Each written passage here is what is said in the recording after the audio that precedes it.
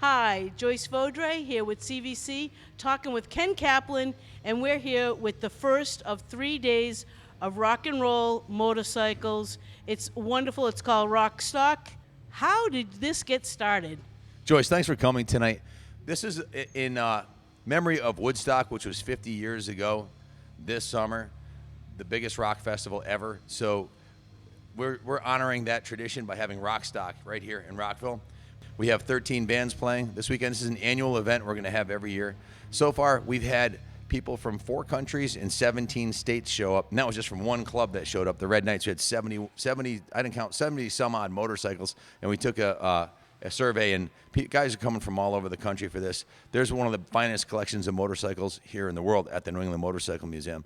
So this is an annual thing. We also have, in addition to the music, it's very much a motorcycle event too. We have the stunt riders, we have the mini bike racing track, we have a hill climb over here. So we have 31 trophies that we're giving away this weekend for the events, including the motorcycle show and shine event. We have 6 different classes, classic, all the way up to new motorcycles. So there's motorcycle shows, there's a motorcycle museum here. It's a playground for motorcyclists. And in the background, you hear LA Backstage Pass, the #1 rock band in Connecticut right now. Today, they're one of the most popular ones. So we're bringing some great talent to town here, and we're reviving our forgotten community. And not only a forgotten community, but a forgotten building. This building was vacant since 1954 when they went out of business. It just been falling apart for 60 years when we got it. It was vandalized and vacant and run down and collapsing. And we resurrected the building. Now we're resurrecting the greater city of Rockville, starting at West Main and working our way out from here. So it's been an awesome journey. If you Google New England Motorcycle Museum, or if you Google Rockville Volunteer Services Group, that's another group I run. We've done over 2,000 hours of community service, taking down graffiti. We did get to meet Doug Danger, who has been on the circuit again, and he's going to jump a school bus tomorrow. So I know you can't promise to have Doug Danger here every year, but the lineup of bands and the amount of motorcycles here. The Red Knights, are they the firefighters? They're a firefighters international group. They're the largest motorcycle club in the world. And the guys that showed up here were from 17 states and 4 countries. They're having a international rally, and they all decided to come to the event. So it was a real blessing for us to have them here. And they're very busy with their event schedule, and they honored the museum by coming here. That was awesome. This isn't a one-shot deal. We have 5 3-day events planned this year, including the Rockstock. Then we have Mini Bike Mania on the 23rd of June. Then in July, we have Motorcycle Mania, which was formerly in Middletown, Connecticut. They had 15,000 riders show up last year. That's coming to Rockville in July. And then we have the Cafe Fever Show, which is specifically, this will be our 2nd annual Cafe Racers Show. That's going to be awesome. There's a local club called Murder Cycles that has a bunch of award-winning cafe racers. They're always building bikes in their clubhouse, and I have 3 of them in there now that have award-winning bikes. And then in October, we have a haunted museum, and we have completely restored 3 of the 6 buildings. So there's still buildings out back that haven't been restored that look haunted because the windows are broken out and they're abandoned factory buildings. We've already done the ones in the front, but the ones in the back are perfect to have a haunted museum. So the museum is a nonprofit 501c. He has got every type of motorcycle you could possibly imagine. So even if there's not an event here, please come down, support a great cause, and enjoy the activities. Right now, we're in a garage. This is your office, right? This is our office, and these bikes in here are my family's motorcycles, my son and mine and my daughter's. The other thing is we have bike nights every Friday night, all summer long. Every Friday night we have live music here, and we have motorcycle events, and the museum is open. The museum is open every day of the year except for Christmas and Easter. For those people that aren't really aware of what a Friday night is, bike night, my husband and I go to the mall, or used to go to them all the time. What can you tell us about bike nights every Friday? Well, let's face it, most people aren't so fortunate to love their job very much, so by the time Friday comes around, they're ready to let their hair down a little bit. So they usually come here. We have picnic tables all over the facility. We have 11 acres right on the banks of the river, and they come and they sit down and they have a couple beers, smoke a cigar, whatever they want to do. We don't discriminate. If people want to bring beer here, we don't sell beer, but they can bring their own food and beer and hang out and listen to live music. We also have food trucks here, so if you don't feel like cooking, we've got Mark's Barbecue here every Friday night, Lilia's Hot Dogs, Rita's ice cones, and so And we usually have the popcorn guy here. So people come with their families, their animals, their dogs, whatever, their whole family, and they come and hang out. And you don't have to drive to another state, take a little, it's like a little staycation. Come to the museum, hang out, listen to some rock and roll, and have a good time. And hopefully ride your motorcycle here, because that's what it's all about. Earlier in the day, Doug Danger was able to provide us with some inspiring messages about overcoming great difficulties.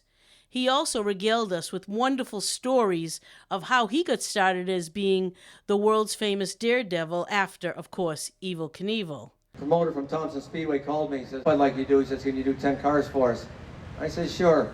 And at that time, I used to get like $3,500 to a jump.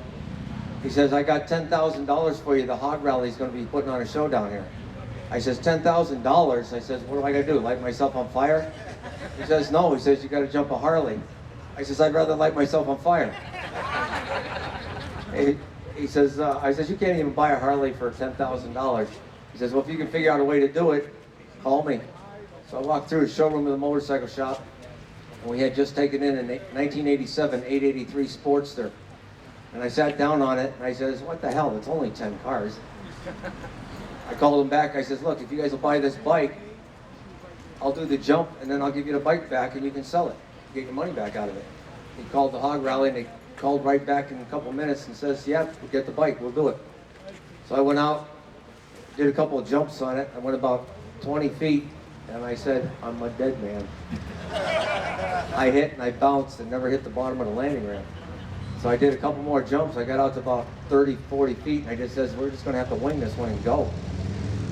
That night, we got ready to go. Every jump I did in practice, I'd hit right in a sweet spot.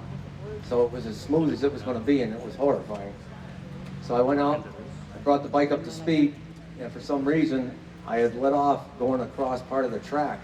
There was a grass spot, and I let off for a second, and I looked down just before the ramp. I was going about 1 or 2 miles an hour too slow.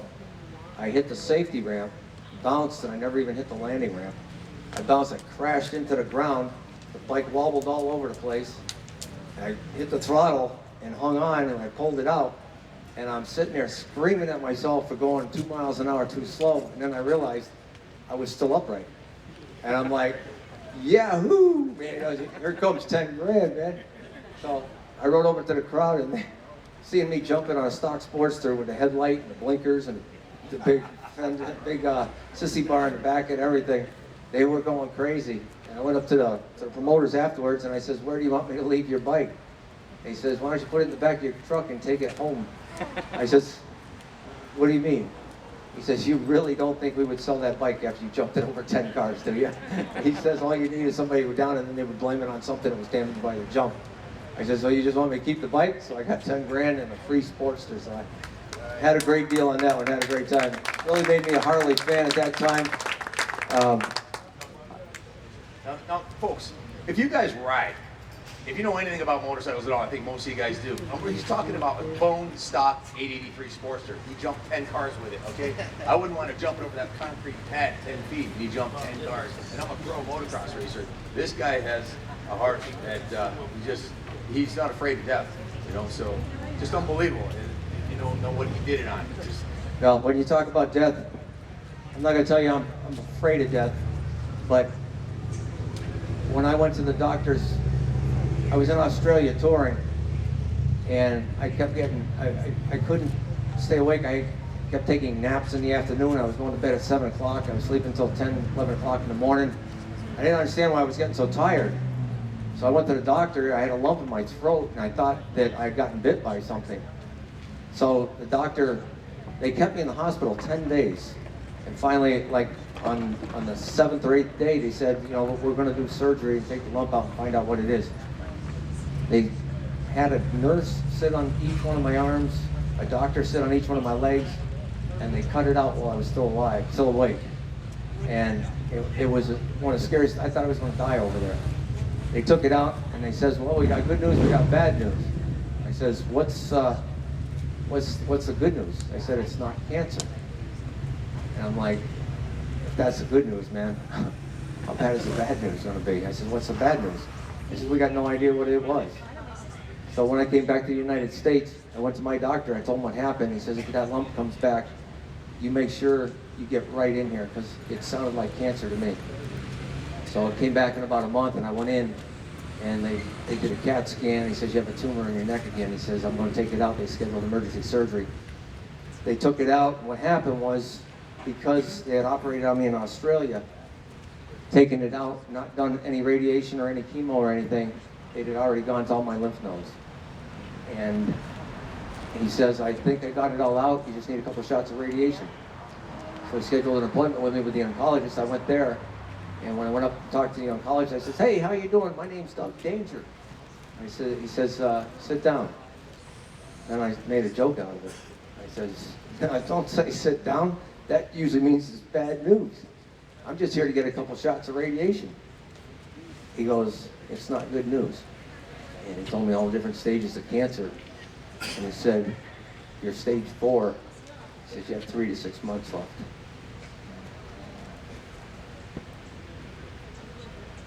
I gotta tell you, that was one of the hardest days of my life. It was one of the hardest days of my life. I had my little boy. He was having trouble in school because he getting picked on. He had anxiety really bad. And I was the only person he could turn to that could cheer him up and get him to go another day and fight. I said to the doctor, I says, I don't give a shit what you gotta do. I'm not ready to die. I'm gonna beat this. You decide what you gotta do to beat it with me.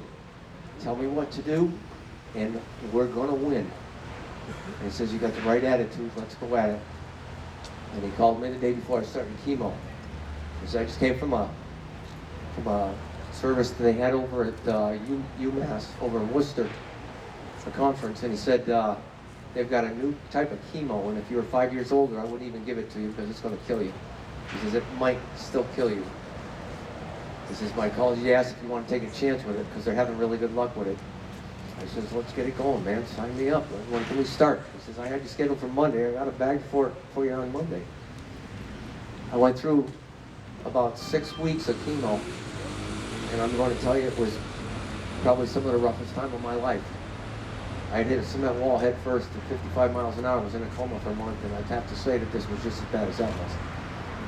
And then I did about 6 more weeks of radiation, lost my salivary glands, but I am so proud and happy to tell you today, due to the works of God, that's why I'm here. I was one of those guys that survived.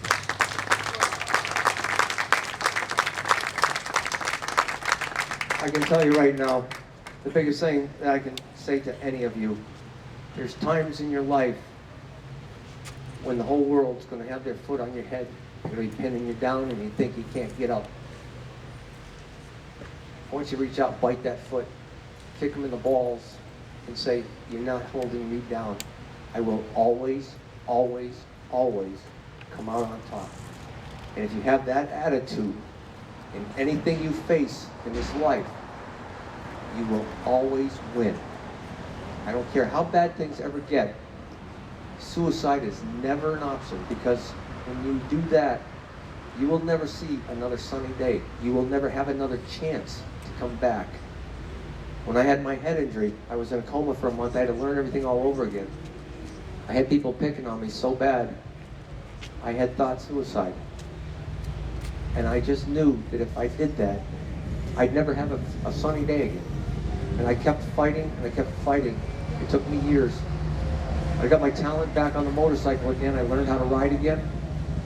I've got a following of people now that's just unbelievable.